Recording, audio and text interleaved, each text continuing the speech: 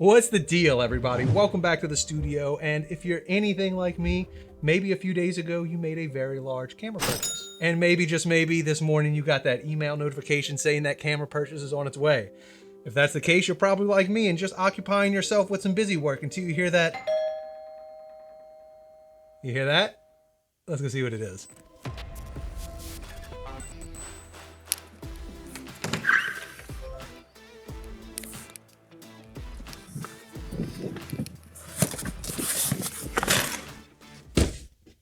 You want to know what it is? Let's open it. But what knife am I going to use? Ah, yes. The Cricut Foltz Minimalist. The perfect box opening utensil. Nice short blade. Tanto tip. Very, very sharp. Let's do this.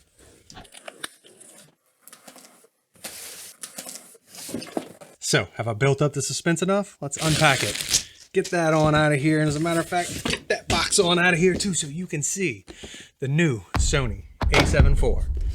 Check out that orange. You know what it is. You've seen this thing all over YouTube, and I decided to go ahead and make that jump.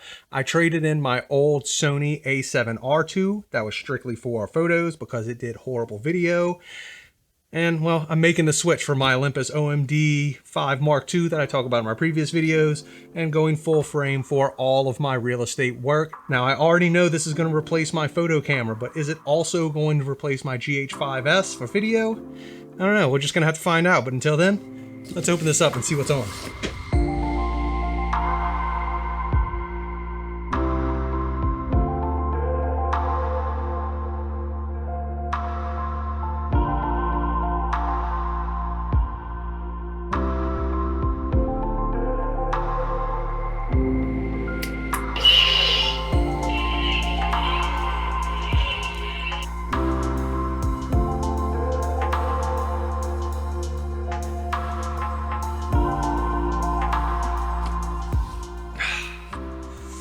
All right, here we go.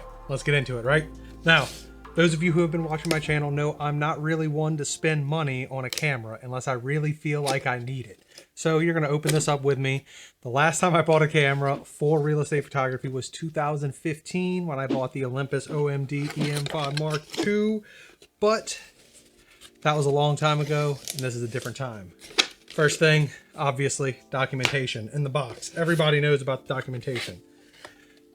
To be fair though, I'm kind of sad I'm getting rid of my Olympus. I've had it for a long time. It's very water resistant, so I can use it when it's sprinkling with no problem. It has this really cool built-in HDR mode that's really great for exteriors, not so much for interiors, but that is one thing I'll miss about it. Let's reach on in here and pull out from the box. Let's set this box right on the side, and the whole thing came out together. Right over here you have a cable. Now, one thing we can already go ahead and be sad about is that this thing actually does not come with a charger. I had to buy that separately. Annoying, right? Either way, here is everything. We'll get it on out from this little box over here. We've got the strap, the battery, and the plug for the charger so you can charge the battery in camera. Once again, no separate charger. I do like the fact that it comes in this nice little kind of felt bag, and here we go. Brand new, straight out the box. There it is. Look at that. So, what I'm actually going to do is show you a little bit of B-roll, and then I am going to switch over to this camera, and we'll see what it looks like.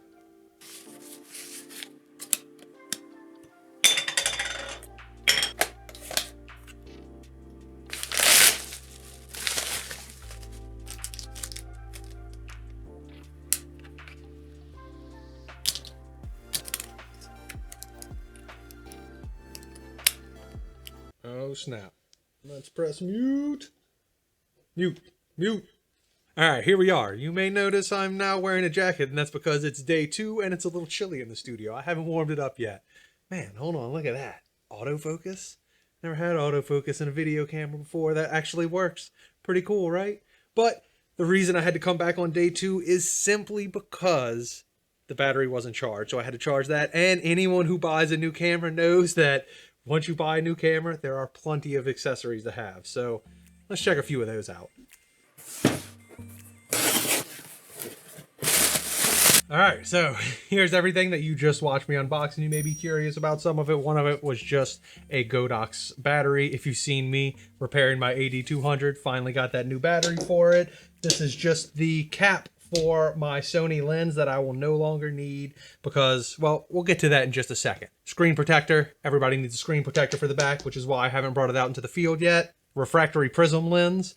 This is because actually I've been getting a lot more requests for portrait style work, so I might as well get back into it, right? I mean, I enjoy doing it, it's fun, and it'll give me something different to play with. Plus, I always take pictures of my wife for her business, so this will give us a little something different too. But on to the main event. This beast right here, and this is one of the things I am super excited about. Decided to go ahead and spend that money on the Wonderpana system. What is this, you may be asking? That's what came in these two big bright red pouches.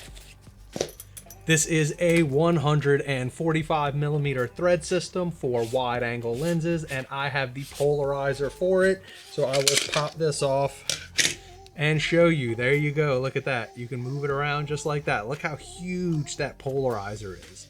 That is insane. Now, a lot of people doing real estate photography and video work stick to the 16mm lens because it still has a threadable polarizer for the front, but I shoot with wider. This is the 12 to 24, and it's what I use for real estate photo and video when using Sony products. So it is what I will be using from now on. This Wonderpana system allows me to put a polarizer on a larger wide angle lens that doesn't have threads. That's the best part about it. It's all set up. So I'm gonna actually leave this on my lens in perpetuity because this is pretty much gonna be my real estate photo rig. Whenever I take the lens off, this stays with it because I can't imagine needing it anywhere else. But the system is really cool. Let me put this back on so I'm not blinding you anymore. How about that? There we go. We'll switch it around just so when I set it down, you can read it. Wonderpana. Wow. If you haven't seen them, check them out. I'll put a link down below. But they have these filter systems available for all kinds of wide angle lens that don't have thread systems. And they all work, once again, off of the 145mm thread base. So theoretically, you only have to buy one and never again because there should not be a filter larger than that. It also has the ability to mount slide box filters for like gradient or neutral density filters. So that's another cool accessory for this Wonderpana system, and just one of the many reasons why I decided to go ahead and make the jump. If I'm upgrading my photo game with the camera, I might as well upgrade it 150% with this polarizer for the wide angle lens. So I've seen everything I need to do. I've gotten it all together. Next thing, I've just got to go in and put all my presets down. But let's take this beast out in the field and make some money with it so it's worth the price I had to pay. As always, keep rocking and rolling. Enjoy what you're doing. Check out my future videos on the A7 IV for real estate, and I'll catch you next time.